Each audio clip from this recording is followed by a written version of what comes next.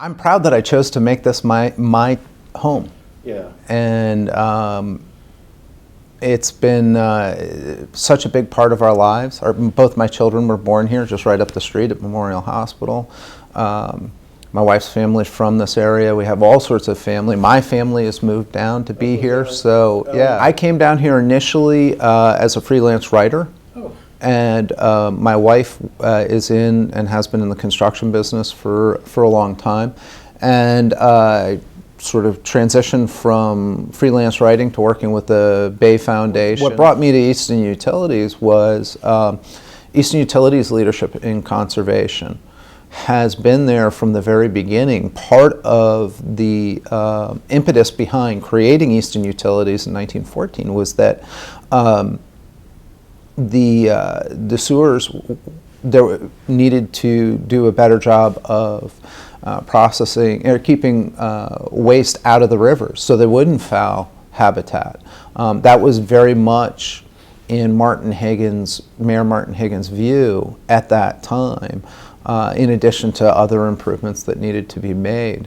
And ever since the founding of Easton Utilities, we've looked at employing state-of-the-art technology to make sure that the water that we put back into the bay is as clean as it possibly can be. So Easton Utilities was the first place to have to separate its sanitary sewer system from its stormwater system, which now everybody strives to do because it's a best practice. It keeps you from washing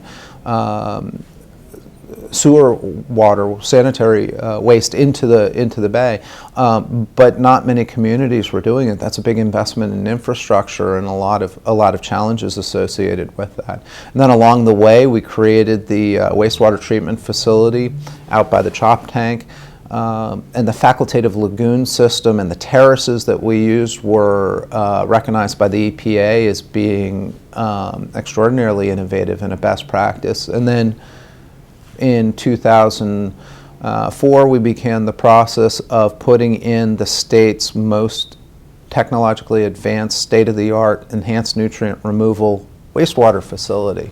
And that facility still is a model. We get people from all over the world coming to learn about it, and we work with plants from all over the region on how to run these things. I think it's the indomitable will of early visionaries, most particularly Mayor Higgins, and saying, hey, there's a level of performance we expect out of our local utilities. There are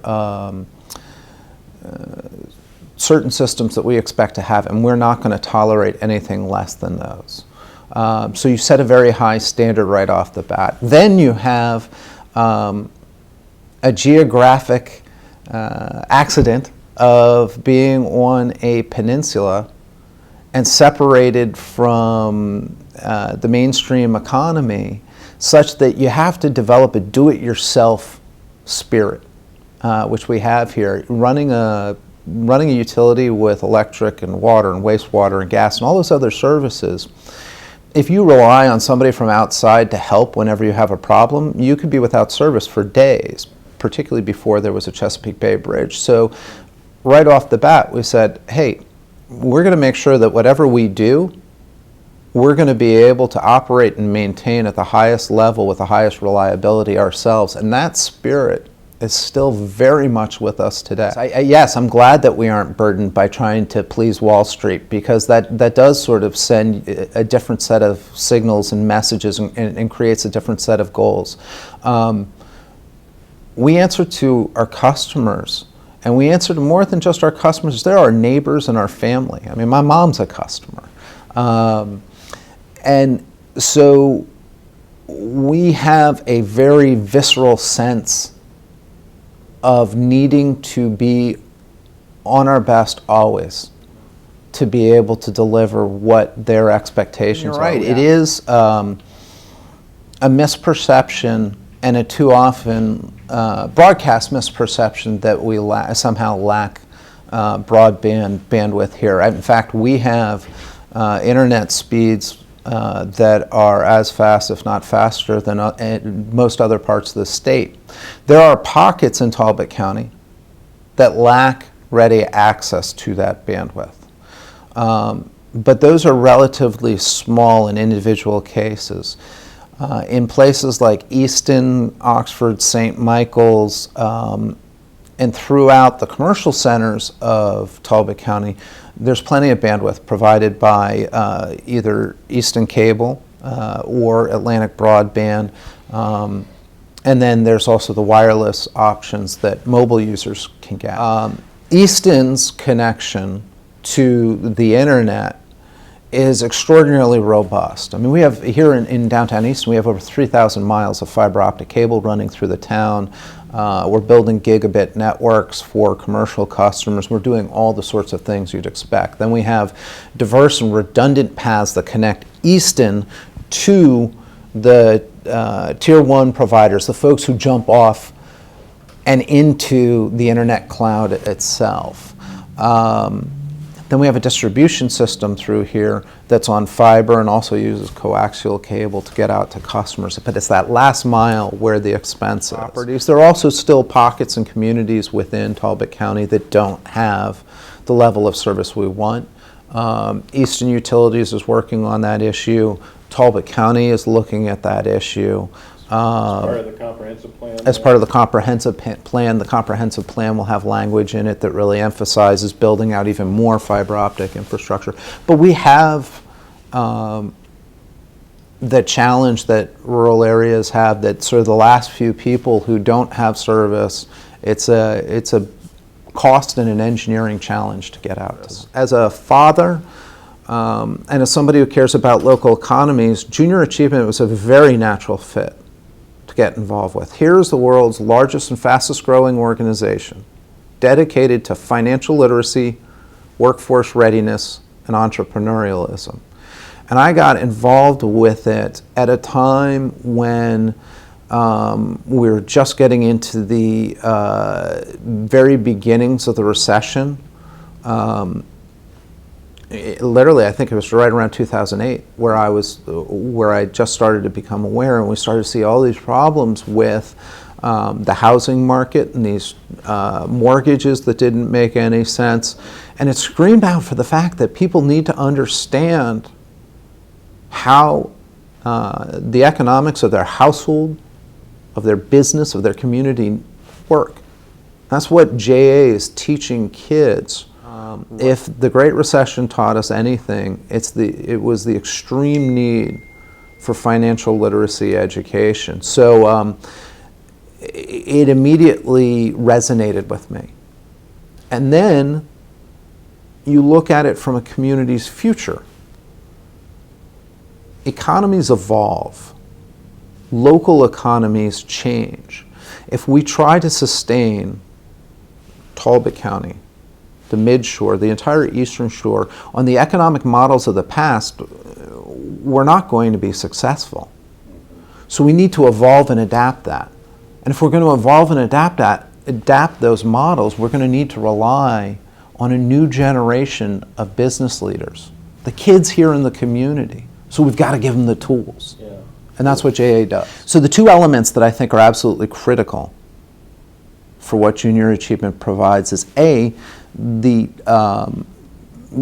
educational awareness, the actual materials, the skills and lessons the students learn. They're not exposed to it. I know I wasn't as a kid exposed to that, how to manage household finances, how to set up a budget, how to balance your checkbook, for those who still use checkbooks, for what credit is all about, the ups and downs of it. We're teaching that to kids hands-on, early on, so that they have it, they can ask the questions, they can understand what's needed. So those lessons are the first and most critical element. The second, and often overlooked, is the role of the volunteer mentor. Because in walks to that classroom somebody from the community once a week in business attire, showing an interest in these kids, engaging with the kids, and setting an example to these kids of the opportunities that are there for them when they graduate to make a career, not just a job, but a career here in our community. Here I work in a utility company, and every day people walk in to pay their bills. And every day we work with a customer who has found themselves in some sort of dire financial straits. It's not most customers, it's a small group, small percentage of them, but there's always that customer. And it's often heartbreaking to sit down and hear that story. It's a challenge. I've had many of those conversations where you sit down and you roll up your sleeves with the customer and talk about, hey, let's look at what you've got on your plate and how you're going to be able to manage your budget, where you may be living, and how you're going to be able to do all of these things. So it speaks to the fact that there is a never-ending need to teach people those lessons, that what happens when you go to those check cashing places that end up taking astronomical percentages of it, or you get into credit card debt, or your credit scores get dinged really heavily. All of those lessons are ones we have to provide if we're going to have a healthy and robust economy. But for me, what all these come back to, it sounds like a lot of disparate things, but they all form a very tangible constellation of effort that is all around building, strengthening, and sustaining communities and the authenticity of those communities. This is such a special and wonderful and unique place. It takes work in a lot of different areas to keep that up. I'm doing my part, and I'm blessed to be able to work with so many other people who commit themselves to doing the same thing.